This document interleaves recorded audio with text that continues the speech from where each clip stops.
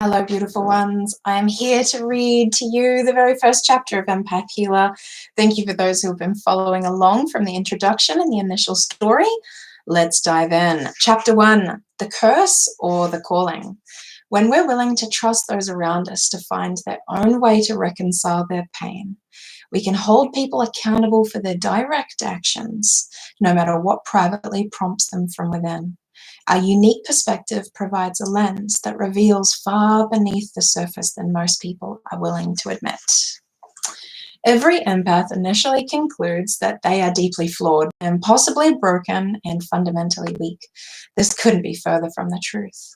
These conclusions are the byproduct of self-judgment, coming from the pain we feel when our ability is activated and we gain awareness of our gift. This dawning recognition that we're very different to those around us initially triggers self-blame. When we assume that we are somehow fundamentally wrong, we interpret feeling emotions so deeply and being heavily impacted by the emotions of others as flaws, and recognize how consistently these elements influence our daily lives. Empaths feel the emotions of others inside their own bodies. This unacknowledged ability presents 5 core challenges that every empath will face. 1, emotional confusion, not knowing which feelings are yours and which belong to another. 2, emotional overwhelm, feeling so full of feelings that we become inert and have to lie down. 3, emotional pain, feeling the physical, emotional, and spiritual pain of others within our bodies. Social phobias, feeling afraid of people around us, especially crowds. And lastly, despondency, feeling so overwhelmed by the state of the world that we can't show up for the people we love and care for. Desiree was a gentle and soft-spoken Taiwanese woman who was experiencing confusion around the huge amount of emotional pain that was rising up in her body. Desiree was struggling to process a fluctuating cascade of emotion and wanted mentoring to help her to navigate her internal world and find a sense of stability and peace within. Sometimes she knew what she was feeling, and at other times experienced an overwhelming mixture of feelings that became indiscernible and overwhelming. Needing to take time off work and lie down was a coping strategy Desiree was forced to resort to when she became concerned by a growing sense of powerlessness and no way to understand what was happening. She was understandably feeling deeply vulnerable whenever the unknown onslaught of complex emotions surfaced within her. Professionally, Desiree worked as a counselor. It was her rewarding investment in helping others that really gave her a true sense of contribution. Desiree knew her empath abilities gave her insight and awareness for the troubled family cases that came before her. With her ability to perceive the unspoken trauma, invisible family dynamics, and secret concerns in those before her, Desiree could create a soft space for new solutions to present. By simply showing up at a meeting, new perspectives would emerge and hearts would soften, despite the quite alarming and disturbing situations of some troubled teens and their supportive parents. However, in her personal life, there was no sense of purpose, appropriate placement, or peace. Desiree's contribution in her own family was neither recognized nor appreciated. Consequently, Desiree felt like she was at times a disturbance, an actual irritation to her family members. The sense that she might be an unwanted and unappreciated burden hurt her deeply. I found that it's common for empaths to be more appreciated by a stranger or employer than by their birth family. The ability empaths have to discern the genuine emotions in others means that whatever is beneath the surface will be revealed. Any cloaked agendas become exposed and the truth is made apparent, often exposing private and personal information that some would prefer to keep hidden. Because it is in our innate nature to sense, feel, and perceive the truth in others, our ability can be a real inconvenience for those who wish to keep their inner world private. An empath doesn't need to have an intention to pry or expose private information. Simply being near them means that anything hidden, suppressed, or present is easily discernible and recognizable. As a child, Desiree had been raised by a whole village of family members, 2 aunties, a grandmother, and her mother, all of whom were very strong and capable women who really took care of Desiree. The physical needs of the children in this family were always provided for. It was the lack of emotional availability that had Desiree really feeling unsure about all of her feelings inside of herself. On the surface, everything that she needed seemed to be supplied, which was one of the reasons why it was so difficult to feel so much that just didn't make sense. Desiree was always very conscious of her mother's inability to be physically demonstrative, but fortunately she was able to appreciate that her mother had her own way of showing love. Desiree's ability to perceive the emotions beneath the surface allowed her to feel how simple acts could translate a great weight of truth. Desiree learnt to trust her mother's love for her, even though it didn't seem present, it was. When the adults were not around, Desiree would unknowingly step into the mother figure for her younger siblings, doing her best to support her family. Desiree would sometimes oversee the behavior of her younger sister. Desiree knew that her mother had not felt very close or connected with her own mother, grandmother Lucy, and the past pain and difficulties towards those years was something that Desiree knew prevented her from being able to display and relay her love. Desiree was able to feel within her own body the sense of isolation and hardship that her mother had endured. She had so much compassion for her and was able to put aside her yearning for what she wished her mother couldn't provide, and instead chose to accept the relationship for what it was. Desiree learnt to rely on her emotional perception to interpret the events in her family.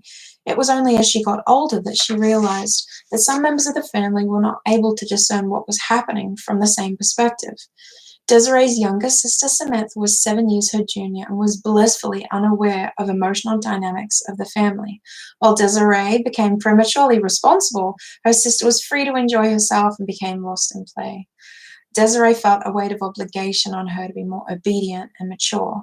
She had an insight into the feelings and individual perspectives of her family members and developed a way of bending and adapting around them to be as accommodating as possible. Knowing how much her whole family had suffered only motivated Desiree to try harder to not be a burden. Samantha was less aware of the intricate dynamics of the wider family. She had no idea her own mother had felt disconnected from her mother too. Samantha couldn't appreciate Desiree's good girl position. She would unknowingly undermine her, make light of her sister's position, and be inconsiderate. Some of Samantha's comments were passed just beneath the hearing level of everyone else around them, but Desiree didn't want to complain or bother her parents. She was mindful of their burdens and responsibilities. Her intention was to support and lighten their load, not complain or bemoan her little sister's behavior. What did it matter how she felt when everyone else was struggling with things that felt far more significant and worthy than some unkind words? Some 20 years later, Samantha was still occasionally inconsiderate and unsupportive towards her sister. Desiree, on the other hand, was keenly aware of Samantha's feelings, knowing exactly how much Samantha had felt abandoned and unloved by their mother, as they had never really been able to perceive each other's love. Desiree could sense how her heart had been required to toughen up with very little emotional support. The lack of nurture and care she'd been afforded had affected Samantha's ability to be considerate towards her older sister. While through her understanding, Desiree had found her own unique connection with their mother, Samantha felt unattached and slightly adrift. Desiree had a sense of guilt that she had found a way of connecting with their mother, while no one had been able to fill this role for her beloved sister. These details were not something the pair ever discussed. It was the unspoken emanation that Desiree could feel through her empath abilities. Desiree was always sympathetic to Samantha, giving her an allowance, accepting her casual and at times slightly disrespectful nature. The thought of being unkind or uncaring towards her sister made Desiree feel sick to her stomach. Being so mindful of the suffering of others, it's common for empaths to put themselves through great personal strain in order to prevent anyone else experiencing any more additional suffering. After another family occasion where Samantha had raised her voice and been dismissive towards her, Desiree felt a stabbing sensation in her heart that jolted her. The disrespectful remarks being generated by Samantha had finally become intolerable. In our mentoring work, I was able to witness how Desiree was overcompensating for Samantha and tolerating her unintentionally hurtful behavior because of the pity and the love that she had for her sister. With the intention of being compassionate and kind, Desiree realized that she'd been accommodating Samantha's disrespectful behavior. I was able to commend Desiree for how beautifully she could invest her empath gifts in the family she served professionally. She was not personally involved in their situation, which gave her a real impartiality on the scene. The slightly removed perspective allowed her to speak truthfully and relay guidance that would possibly create more pain in the short term, but actually alleviate the cause so the situation could recover in the long run.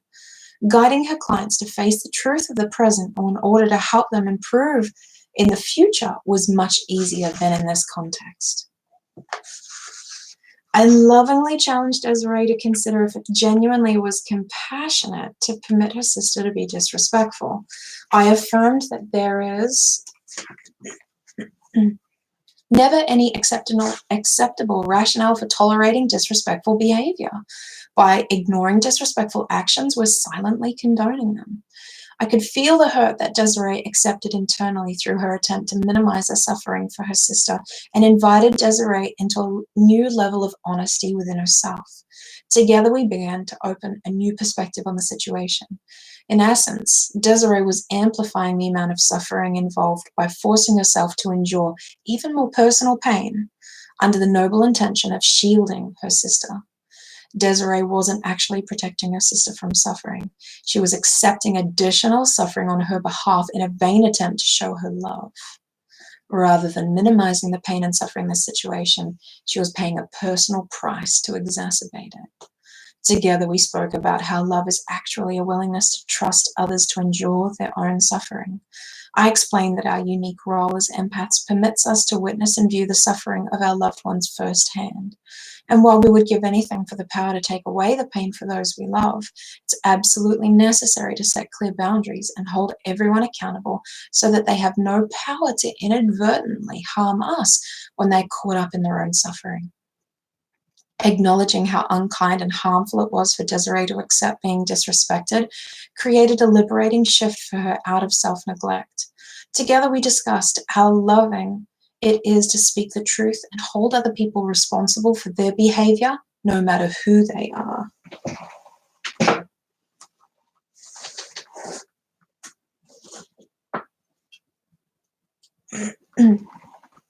It took a few months for Desiree to generate the courage to respond to her sister differently.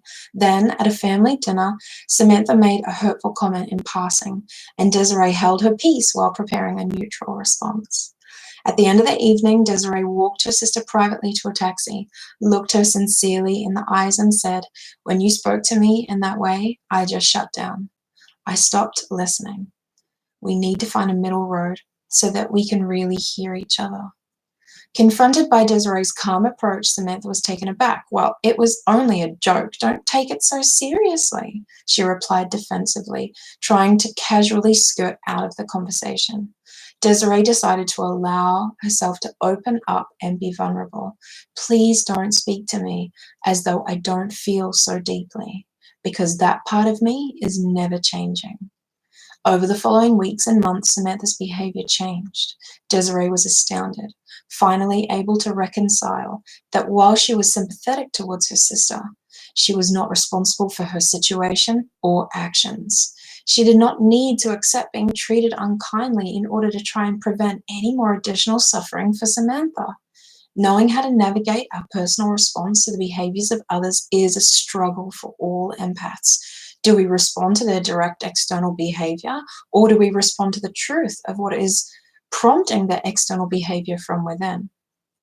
It can be isolating to perceive so much emotional depth and complexity when there are very few people capable of corroborating this information with us. Being over-accommodating with others, sacrificing ourselves to supposedly alleviate their suffering are ways that we limit our presence and diminish our influence. When we're willing to trust those around us to find their own way to reconcile their pain, we can hold people accountable for their direct actions, no matter what privately prompts it from within.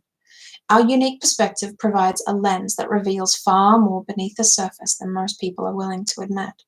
As we are able to acknowledge our purpose to witness the truth, empaths can open up to a new set of response parameters.